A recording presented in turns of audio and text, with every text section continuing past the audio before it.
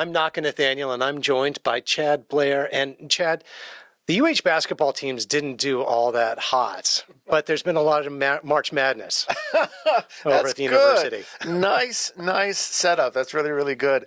In March Madness, April Madness, I think, is going on as well. Thanks for bringing this up. There is a search for a new UH president. David Lassner will be stepping down at the end of 2024. 2024, we haven't searched for a new president in over 11 years. And so the Board of Regents, which has authority over the 10-campus system, has authority over the president, has set up a search plan. Well, some new developments. They do have a search firm in place to make a nationwide search. They're based out of Chicago, by the way. And they also have an advisory group that includes faculty, students, Native Hawaiian, fairly good cross-representation to get input. But neither of those two entities will have the ultimate say. It is the Board of Regents that gets to decide. They could even pick someone who doesn't submit an application, although Gabe Lee, the chair, says that's probably unlikely. I mean, if you have all these groups telling us, we like this person, we don't like that person, why would we go and seek somebody else? Well, that, of course, is the suspicion that's running around in academic and capital circles. Is it possible that certain state senators want to get a favorite candidate to be the next UH president, someone who's local and someone who understands Hawaii, because that's a very important part of the job. I don't know that that's true. The rumored candidate didn't return my calls, and that's okay, but it's public knowledge. But I think what it does is it illustrates just how important the University of Hawaii is, not just as a higher education institution, the only institution of higher education statewide, and also it's a major economic driver. It produces innovation. It produces, hopefully, the leaders of the future. It has a $1.2 billion budget, 9,000 employees, 50,000 students. I'm a graduate, proud. Yeah, we should probably disclose that. Let's disclose I teach there, you're a grad. Full disclosure here, but it has shown, illustrated well just how important it is, and all the more reason to take seriously this search. Right. So the group that was leading that search, the Board of Regents, there was a big kerfuffle at the beginning of March. Hence the March Madness. And Alapaki Nahalea, from the Big Island, was the chair and had been chair since last year. And he went through a tough confirmation hearing at the Higher Education Committee of the Senate, led by Donna Kim, and was rejected 5-0 by the senators, still went to the full floor for a vote, and he lost 13-12. It was heartbreaking, very close. He and his family and supporters were actually in the gallery watching down, and you could see how bummed they were.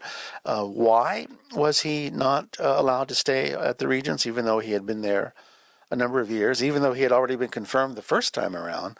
Well, Senator Kim and others blame Alapaki. I can call him Alapaki. Paki, as people who know him. They blamed him for not exercising proper oversight over David Lassner and the administration, and that any problems that were happening at UH, like student housing, for example, I can't say the women's basketball team, but that somehow the regents are to blame, not necessarily the people that are there. By the way, the salaried people that are there, we should point out, volunteers. The Board of Regents are all volunteers. Yeah. They're not paid to do this. And that was a pretty devastating thing. Governor Green has now nominated a replacement, and Senator Kim will probably almost certainly hear that confirmation this month. We'll see how it goes. Yeah. So to come back to it, though, it seems like the Senate really has been trying to influence this as heavily as possible, but it's not part of their purview for the day-to-day operations of the university. Well, it depends on who you ask. And what Senator Kim will say, and she has said multiple times that she does not micromanage UH, that she is not trying to interfere with the presidential search. But she does say, and I can confirm this, she has a very concerned interest about how they spend money, about their mission, their strategic plan, and whether they're following it or not.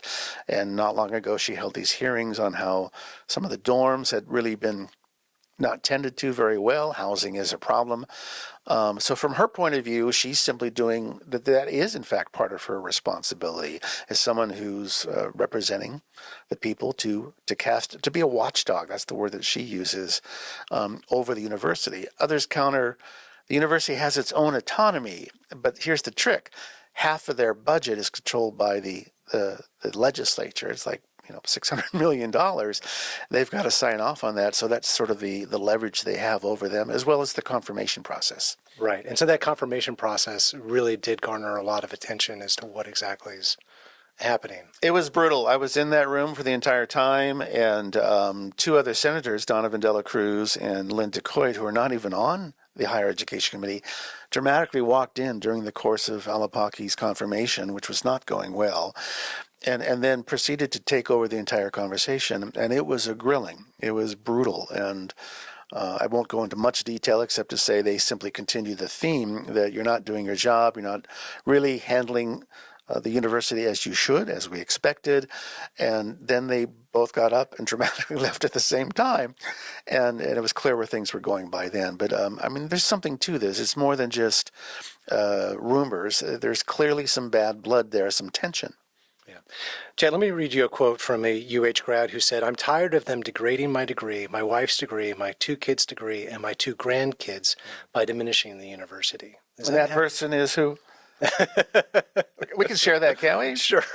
David Shapiro, the Star Advertiser columnist, who I think is also from Hilo, if I remember correctly. Yeah, and I've heard that from others as well. And as we have acknowledged, I'm a UH grad. You're teaching there. I have taught there as well. I will say this. I've heard from other people that have sent their kids there that say, "Go get them, Donna Kim. You're misusing my state money. Why are there so many problems at UH? I want it fixed." So I think this, again, really, I hate to use that word, illustrates or underscores, but it certainly shines a sharp light on why this discussion is so important, why we be more transparent, more open, more accountable about how we go through this. This is a public institution. The legislature is a public institution. But there are some people that feel just like Mr. Shapiro that, back off, Senate. I feel sorry. And as a UH grad, I feel a little run down myself. Yeah. So Alapaki had said that, this choice for the next president is one of the most important decisions made for Hawaii.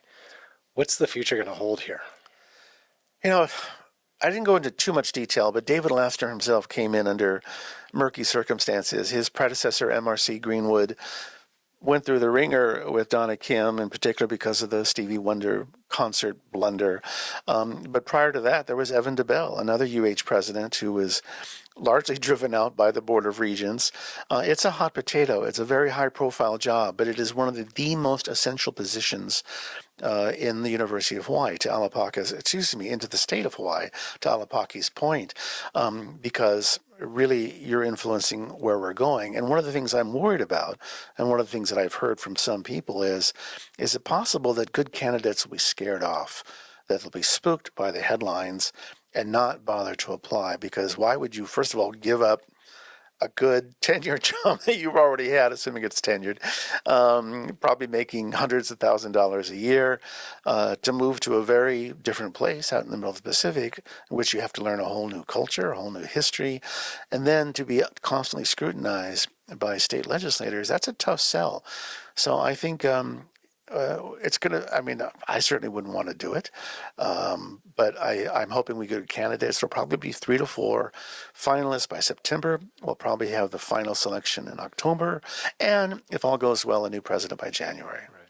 Well, I'm glad that you undeclared your candidacy for UH president. Yeah. Chad, we really appreciate you, keeping us on track with what's going on here. It's as you said, one of the most important things going on here in Hawaii. Thank you so much. Thanks, Naka. Sig Zane? Sig Zane. Of course. Hilo boy. Hilo boy. Tony Lagua.